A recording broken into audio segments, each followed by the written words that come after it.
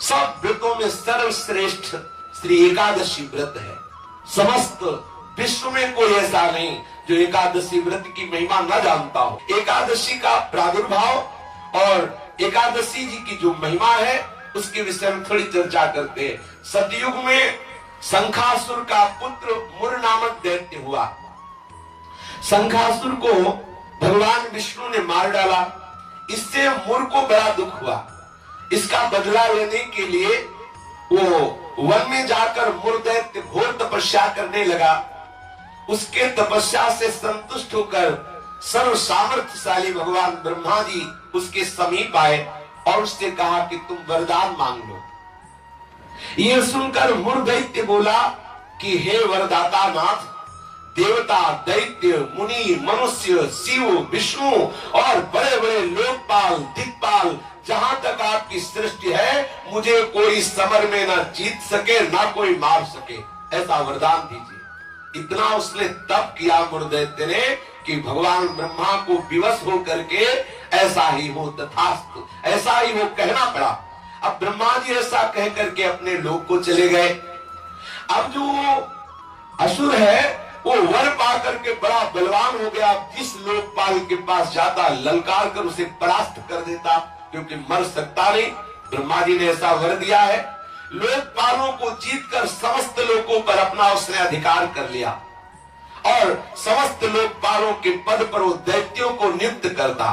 दैत्य सदैव विपरीत भावना वाले समस्त ब्राह्मणों को, भक्तों को, गाय को, ऐसे सब संतों को सताना, मारना, काटना, महान अत्याचार मुर दैत्य के द्वारा फैल गया।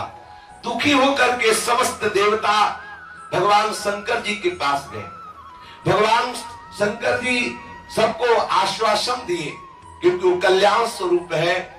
जब जब कोई भारी विपत्ति पड़ती है तो समस्त देवता महादेव जी के पास जाते हैं, फिर महादेव जी उपाय बताते हैं। जैसे समुद्र मंथन के समय हलाहल विष निकला तो किसी भी देवता की ताकत नहीं कि चख सके। महादेव जी के पास गए और प्रार्थना की तो आज भी भगवान शिव को नीलकंठ कहा जाता है, उसे धारण करते हैं। यद्यपि इनकी सेवा है सृष्टि का संहार करना, पर सृष्टि की रक्षा जहां कोई नहीं कर पाता वहां ये करने के लिए बुलाए जाते। हलाहल विष पीने के लिए किसे बुलाया गया? इन्हीं को तो बुलाया गया। सब देवताओं ने भगवान शंकर से कहा हमारी रक्षा करो। भगवान शंकर ने आश्वासन दिया और स्वयं देवताओं एवं अपने पार्षदों के सहित युद्ध के लिए ललकारा। मुर दैत्य ने बहुत भयंकर युद्ध किया, लेकिन युद्ध में विजय मुर दैत्य की हुई, क्योंकि आशीर्वाद है भगवान ब्रह्मा जी का। अब देवताओं ने देखा दैत्यों की तो प्रबल सेना बढ़ती चली आ रही है। अब भगवान श्री हरि का स्मरण किया, भगवान विष्णु का कि हे नाथ आप ही अब रक्षा कर सकते हो। भगवान श्री विष्णु जी ने सुदर्शन चक्र का स्मरण किया और मुर दैत्य पर प्रहार किया, पर ब्रह्मा जी के वरदान प्राप्त होने के कारण भगवान के प्रिय पार्षद सुदर्शन ने उसको ऐसे घूमकर परिक्रमा करते हुए आकर भगवान के हाथ पर विराजमान हो गए, क्योंकि ब्रह्मा जी भगवान श्री हरि के ही अंश से प्रकट हुए। वरदान की मर्यादा रखने के लिए सुदर्शन चक्र जी समीप से जाकर वापस आ गए, लेकिन मुर दैत्य को मारा नहीं। अब तो हाहाकार मच गया कि अब ये प्रलयंकारी दैत्य जब भगवान शिव के वश में नहीं हुआ, बड़े बड़े लोकपालों को अपने अधीन कर लिया और भगवान विष्णु का सुदर्शन चक्र भी वापस हो गया, अब क्या होगा? सब देवता भगवान विष्णु से प्रार्थना करने लगे। भगवान श्री हरि अद्भुत लीला विहारी है। भगवान विष्णु युद्ध छोड़कर भाग चले। मुर दैत्य ने देखा कि सबका मुखिया तो भाग पड़ा, इसको हम जिंदा छोड़ेंगे नहीं। वो गदा लेकर भगवान का पीछा किया। मुर दैत्य ने भगवान भागकर बद्री का आश्रम में गए और एक बड़ी ही गहरी एकांतिक गुफा में जा छिपे और अत्यंत श्रमित हुए निद्रावश से प्रतीत होने लगे।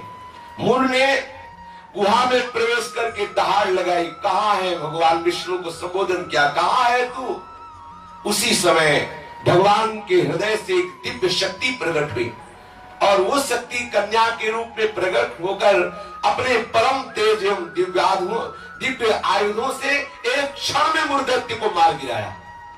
क्षण में दैत्य को मार गिराया। भगवान विष्णु के हृदय से एक दिव्य शक्ति प्रकट हुई, जिसने कन्या रूप धारण किया और अपने दिव्य शक्ति से उस मूर दैत्य को क्षण मात्र में सेना से नाश कर दिया। उसी समय देवताओं ने पुष्पों की वर्षा की और उस देवी की स्तुति की। स्तुति सुनकर श्री भगवान जग गए। भगवान विष्णु ने देवताओं से कहा, तुम किसकी स्तुति कर रहे हो, क्या हुआ? बोले, प्रभु आपके हृदय से ये कन्या प्रकट हुई और इसने सब दैत्यों का नाश कर दिया और मूर दैत्य को भी मार दिया। भगवान ने कहा कि ये कन्या जो हमारे हृदय से प्रकट हुई, ये एकादश तिथि को प्रकट हुई, 11 को, इसीलिए इस कन्या का नाम होगा एकादशी। और हे एकादशी, तुम अष्ट सिद्धियों और 9 निधियों की स्वामिनी होगी। तुम में इतनी सामर्थ्य होगी कि जो तुम्हारा व्रत रखेंगे उनके चरणों में मोक्ष लुटेगा। एकादशी का महत्व है उसके चरणों में सर्व पाप प्रशमनम पुण्यमात्यंतिकम तथा गोविंद स्मारणम मेकादस्यामुपोषणम। जो एकादशी का उपवास करेगा वो निष्पाप हो जाएगा।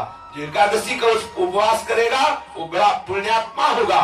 जो एकादशी का उपवास करेगा उसे गोविंद के चरणारविंद की भक्ति प्राप्त होगी। श्री भगवान विष्णु ने कहा, जो तुम्हारा व्रत करेगा वो चाहे स्त्री हो चाहे पुरुष हो, वो जो कामना करेगा उस कामना की पूर्ति हो जाएगी। यदि कोई कामना नहीं करेगा तो मेरी भक्ति प्राप्त हो जाएगी। एकादशी व्रत 3 दिनों के साध्य होने वाला बताया। 10वीं से व्रत का उपक्रम शुरू होता है और द्वादशी को उस व्रत का उपक्रम पूर्ण होता है। 10वीं के दिन एकादशी के पहले आस्यम मांसम मसूरान्नम चरकान क्रोधमास तथा साकम मधुपरान्नम च पुनर्भोजन मैथुने दशम्याम 10 वस्तूनि वर्जयेत् वैष्णवः सदा। जो एकादशी व्रत रहे उनको चाहिए कि 10वीं की तिथि में वो कांसे के पात्र में कुछ पावे ना, मसूर की दाल न पावे, कभी मांस का स्पर्श भी न करे, पाने की तो बात जाने दो, चना न पावे, कोदो न पावे, कोई साग न पावे और शहद न पावे और किसी दूसरे के द्वारा दिया हुआ भोजन न पावे और 2 बार भोजन न पावे और मैथुन न करे। ये 10वीं की तिथि में ऐसा नियम धारण करें।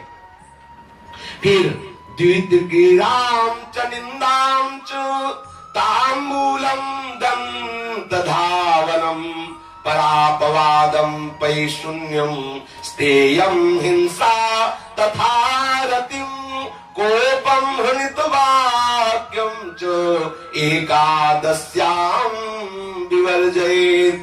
अब एकादशी के दिन 10वीं के दिन ऐसे नियम से रहे कि कांस के पात्र में कुछ पावे ना, मसूर की दाल न पावे, मांस का स्पर्श भी न करे, चना न पावे, कोदो न पावे, कोई साग न पावे, शहद न पावे, दूसरे के द्वारा दिया हुआ कुछ न पावे और 10वीं को 1 बार भोजन करे, मैथुन क्रिया न करे। तब एकादशी के दिन ये नियम ले कि कभी जुआ ना खेले, ना किसी को खेलता हुआ देखे। एक बार दृष्टि पर जाए हटा ले, जैसे लोग ताश वगैरह खेलते। एकादशी के दिन नींद न ले, एकादशी के दिन पान न खावे, एकादशी के दिन दातून न करे, एकादशी के दिन किसी की चोरी न करे, हिंसा न करे, किसी के साथ मैथुन न करे, कभी क्रोध न करे और झूठ न बोले। एकादशी के दिन ये 11 कार्य ना करते हुए बोले फिर निरंतर स्मरण प्रियालाल का करते हुए, भगवत स्मरण करते हुए फलाहार पावे तो 1 बार पावे, वो भी थोड़ा पावे। अब हमें तो लगता है कि जितना और दिन पदार्थ पाने को नहीं मिलते उतना तो एकादशी का दिन। बोले अमुक की खीर बनाओ, उसके कूटू की पकौड़ी बनाओ और उसका सिंघाड़े का हलवा बनाओ, ये वो। अब एकादशी का मतलब क्या है? अरे 24 घंटे उपवास करो या तो बहुत बहुत जल पी लो, बहुत लगे तो 1 बार कुछ फल या कुछ ऐसे साधारण, वो भी उतना कि 1 दिन में मर थोड़ी जाएगा कोई। जो एकादशी हाँ, तो काहे का व्रत फिर अगर खूब कचौड़ी पकौड़ी सब बना के उसकी पाओ तो। एकादशी का तात्पर्य है भगवत आराधन में तन्मय रहना। सुबह से कुछ ना पावे, 24 घंटे में एक बार कुछ जल दूध कुछ थोड़ा सा पाले, और फिर द्वादशी के दिन कांस्यम मांसे सुराम छौद्रम तैलम वितथ भाषणम व्यायामं च प्रवासं च पुनर्भोजन मैथुने अस्पृश्यास्पर्शमासूरे द्वादश्याम द्वादशम त्यजेत्।